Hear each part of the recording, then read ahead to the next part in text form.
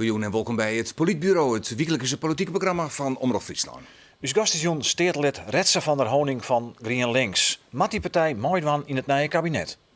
Je bent de grote winnaar van de verkiezings. En je bedaar je daarna in een raar dilemma.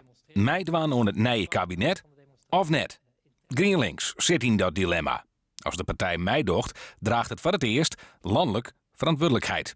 Aan de andere kant kan het ook de ondergang betjutten. Zocht maar naar de PvdA. Ja, Rets van Honing, welkom in het Politbureau. Ja. Dat is dus het risico dat dreigt voor GroenLinks. Je stek je kop in de strop wat je meedoet in het nieuwe kabinet. Als wij geen goed programma over praten, dus alleen nog een rugskabinet aan meerderheid helpen en er net onze punten duidelijk nog in de vorm krijgen, dan is dat inderdaad het geval. En die kans is natuurlijk vrij groot, want je bent de liedste van die fjouwen, dus het minste in te brengen. Dat klopt. Het is bij CDA en VVD, daar ben je natuurlijk allebei hele rugse partijen. Sociale GroenLinks echt, ik oerhel je met om mij te doen aan dit kabinet. En ik heb er net zoveel aanstalten dat ze dat echt van plan zijn.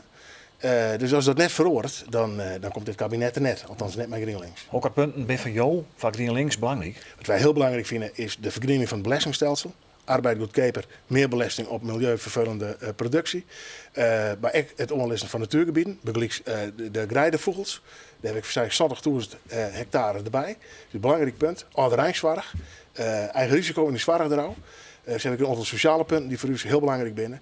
Maar ook vluchtelingenopvang, humaan omgaan met vluchtelingen. Nou ja, daar staan er wat rustige partijen. Ik net echt om te springen. Nee, ik zou zeggen, hoe groot is de kans eigenlijk dat die andere partijen, vooral VVD, CDA, je hebt meer te komen? Ik acht zelf die kans net zo groot. Ik vind wel, daar ben ik het helemaal mee eens, dat er alles aan dienen worden met om te proberen dat vorm te krijgen. Maar of het echt slaagt, ik jou dat eerlijk zijn net een grote kans. Je bent fractievoorzitter van GroenLinks in Provinciale Staten. Die staan ik vrij geregeld in contact, maar Jesse Klaver. Ik kreeg nog een appje van hem kregen. Wat vreegt hij dan? Wat meldt hij dan? Het ze krijgt melden, wij praten over een nieuw kabinet.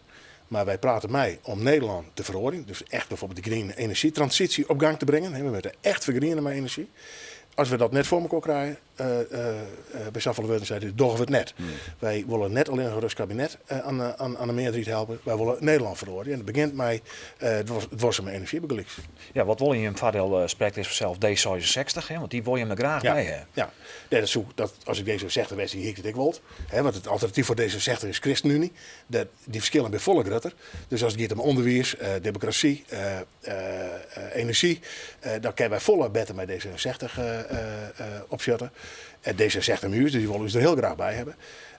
Maar dan moeten we wel echt wat uitpraten kennen. Ja, dat is eigenlijk, ik wil weer tragisch, vanuit het perspectief van GroenLinks waar. Want nou, hij is de kans om uit te doen. Je bent de belangrijkste winnaar eigenlijk van de verkiezingen van 5 maart.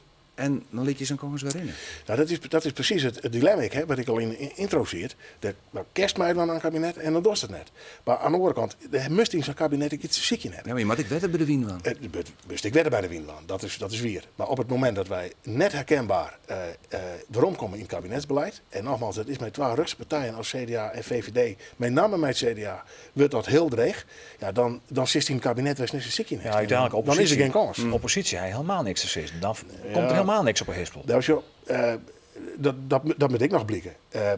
Het is gewoner in Nederland dat wij kabinetten hebben met net geen grote meerderheden. In de eerste Kamer, maar ik net in de Tweede Kamer. Rutte is er toch wat specialist in worden om ik maar de Kamer te lezen. En dan heeft de oppositie best nog wel wat in te brengen. Ja. Dus ik denk beter dat ze op die manier die punten met kerst dan kosten wat kost in zijn kabinet begint te zitten. We zijn naar het kabinet dat hem nodig het te tekenen in. De VVD, CDA, D66, mogelijk GroenLinks. Maar bij die 3 partijen, VVD, CDA en D66, waar zit Jim Gusse Tjinstanden, denk je? Ik denk dat hij op dit moment zit bij het CDA. En net bij de VVD? Net bij de VVD, nee. Waarom? Zoals het gaat om groene politiek, het vergroenen van de economie, daar kerst met het VVD nog wel een heel eind komen. Die willen dat vaak zeker wel, op innovaties en dat soort dingen. Ze verzinnen er een verdienmodel bij als het ware en dan komt ze overheen. Dat hij bij Buma en het CDA net? Dat is bij het CDA helemaal net. Maar is toch de partij van het rentmeesterschap, die wil toch ik maar de natuur omgaan, dat is precies mijn kritiek op het CDA. Dat ze dat dus helemaal net doen. Vorige week heb ik in de steden wie agendeert de veen-grijdenproblematiek, de verdroeging daarvan. Het CDA heeft gewoon verzwaren, mij verzwaren dat het iets beslissing wordt. Nee. Die willen eigenlijk op dat gebied niks. Die verdedigen het hele oude systeem en die willen niks verhoren. Maar CDA Friesland, maar is het CDA landelijk precies hetzelfde? CDA landelijk is er net verloren. En die willen natuurlijk ook ChristenUnie er graag bij hebben, gewoon. Die willen graag ChristenUnie erbij hebben. Nou is ChristenUnie wel greener dan het CDA. Die ben ik progressiever. Die ben ik socialer, vind ik. Dus op al die punten staan wij vier van het CDA. En was nou juist, het CDA is een typische machtspartij. En is juist eigenlijk nou dat ze direct in dat elastiekje zitten. Ze hebben het nou, mij het belangrijk deel van het zeggen, dat ze een links kabinet blokkeren. En dat doen ze nou ik. Ja, dus ja. dat is. Maar dat is ik jouw analyse op dit stuit. Geen kabinet, my green links, dat zag je het? Ik heb bij het CDA nog geen enkele poging gezien om richting GreenLinks te meer te komen. Maar zeggen we ze wat oors, Ljouwert bijvoorbeeld, hè? Daar zit GreenLinks, Paul GreenLinks als koften met CDA in een college. Het kent dus wel, lokaal. Daar is het heel goed doen, denk ik. Ik denk dat Paul GreenLinks en het CDA er heel goed gewerkt hebben. Ik goede punten tot samengebracht hebben, dus het wil soms best. Het CDA had ik vleugels. Had ik een greenere vleugel, had ik een linksere, een socialere vleugel. We hebben een hele rugse vleugel. En ik denk dat nou mijn Buma het CDA naar een rugse oerhelt. Denk je net dat een heel stuk GreenLinks kiezers heel teleurgesteld wijzen zelf op het moment dat de partij net in een nijkabinet staat? Want alle idealen dat zij ik voor stemd hebben, die komen dus net in kabinetsbeleid. Dat is in rug. Ja, ik zou ook teleurgesteld wezen als het net slaagt om dat valt dus heel goed uit te lezen. Ja. Dat valt iets uit te lezen, maar dat valt nog veel meer uit te lezen als wij alleen nog voor het plus gaan. Wij gaan echt voor de inhoud. We willen Nederland veroordelen. Wij willen Nederland vergreenen. Dat is echt nodig. En als we dat in het kabinet net voor elkaar krijgen, ja, dan moeten we ze ideaal net verkwansen met het op een orde manier. Want je kan ik zeggen, Jesse Klaver is dwaande maar een beweging op te zetten. Ja. Is dat het dan neemt waar? Ja. Als je nou in het kabinet zit, dan is die kans op afbreuk natuurlijk de wol. En dan krijg je bij een oorverkiezing weer minder. Ja. Misschien moet je wel 4 jaar wachten of krijg je zo lang in het kabinet zitten wil? Ja, want we gaan natuurlijk ondertussen, gaat GreenLinks gewoon terug met het opbouwen van die beweging. En het is ik net zo dat ze alleen nog in het kabinet iets te vertellen is. Dat ken daaromheen ik heel goed. Dus dat moeten we goed houden. Dus we goed de kappen bijhouden. Maar is dit strategie voor de komende raadsverkiezingen? In november is de eerste test voor dat nieuwe kabinet dat er dan wel zitten zal. Ja, hoop je hem daar ik van te profiteren, toch net maar uit te doen om juist met die lokale verkiezingen goed te scoren? Dit gesprek over dit kabinet krijgt een serieuze kans. Dat doen we net alleen voor de vorm. Er wordt echt geprobeerd om eruit te komen om groene en sociale punten in het kabinetsbeleid te krijgen.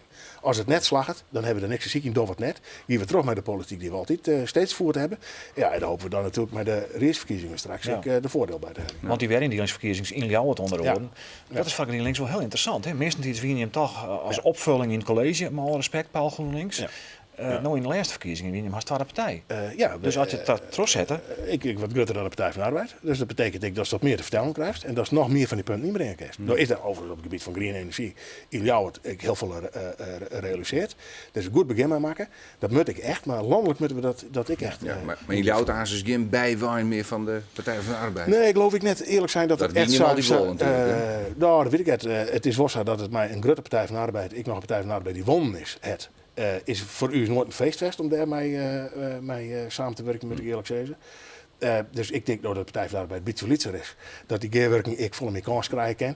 En dat is begelijk zich jullie dat een goed stembusakkoord. Ik ben voor jou wel nu weer aardige tijden verzels, want in Friesland is GreenLinks nooit zo groot geweest altijd. Nee. Het is wat een Ronenstedpartij. Ja. Jo ben ik het enigste stedelid in Friesland. Hè? Ja. Dat is een heel lietse partij. Ja. En nu gaat het plotseling crescendo. Ja, gelukkig wel.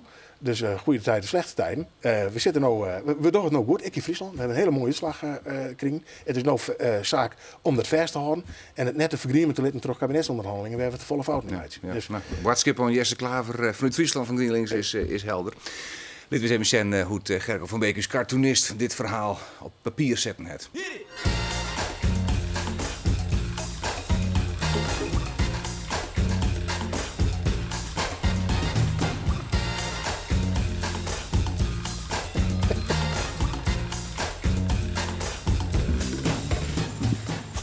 Het nooit bij één vinger. Dat betekent Gerco van Beek, de cartoonjoert in het Politbureau. Rets van der Hoon, die gedankt van je komst naar de studio. Blauw wol in Friesland, want we willen graag nog eens een broek maatje van jou. Politbureau is er takken weer. Bedankt voor het zien en graag ondaan.